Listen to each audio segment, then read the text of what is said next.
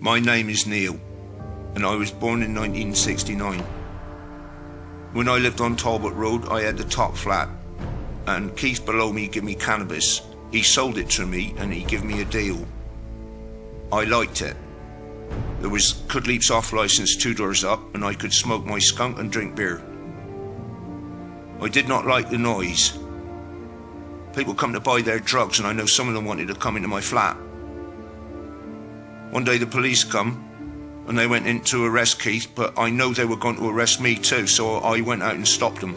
I poured chip fat on them, like a soldier in a castle. I had been in trouble with the police before. I had set light to a building and once took a hostage when I was upset. I was seen as high risk and was sent to prison for 9 years. I was diagnosed as having paranoid schizophrenia, which was very upsetting. People say I don't look British, but I am.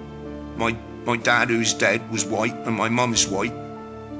In prison, there were some prisoners from Iraq who said I looked like them. They said I could hang around with them and they would protect me. They let me be a Muslim. I was in prison when the airplanes hit the Twin Towers. They told me about jihad. They said that in heaven I would not have any mental illness. When I was released, I told Sally, my community psychiatric nurse, that I wanted to be a martyr. Sally was lovely. She was the only person I saw much of. My brother would come round and take my benefit money, but no one else. I did not like going to the mosque. My new medicine made me dribble, and it would go into my beard, and people would laugh at me. So I wasn't a good Muslim, and I still liked to drink and smoke skunk. I was what's called a dirty Muslim. So I had to do something to make that better. I told Sally that I thought I might be a suicide bomber at the football stadium or the shopping centre. But I told her I wouldn't do it until my mum had died. I don't think that my mum would like it, and I didn't want my mum to be upset. But I also knew that if mum died, I would be so upset that I would want to kill myself. Sally was worried about me. I showed her the knife that I slept with and took on the bus so I would be safe. And that's when I was sectioned for a month. When I come out, things changed. Sally had put me forward to a group of people who wanted to help me. Ahmed would take me to meet the imam at the mosque when there was no one else there, and we would talk about Islam. Apparently, the head of mental health was the one who said my medication should move to a depot injection, so it was more controlled. Graham talked to me about moving home.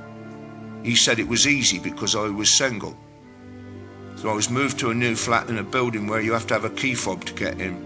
And Brian on the door, he makes sure he knows everyone who come in and out. Sally spoke to the local authority about my money. Now, I have to go to the civic centre to get my allowance. There's enough for what I need, but not enough for my brother Pete to take or for the local druggies to bother with me. My horrible stepfather died, and I wanted to see more of my mum. So Alice from the outreach team, she helped me plan the bus route and come with me on the first few times. My mum is very important to me. Anne Starbuck, she was one of 6 kittens, and she's the best one. She loves it when I cuddle her, and sometimes brings birds into the kitchen, which she eats, even though I'm very careful to feed her every day. But I don't give her chocolate, so that's very bad for cats. I feel happy today.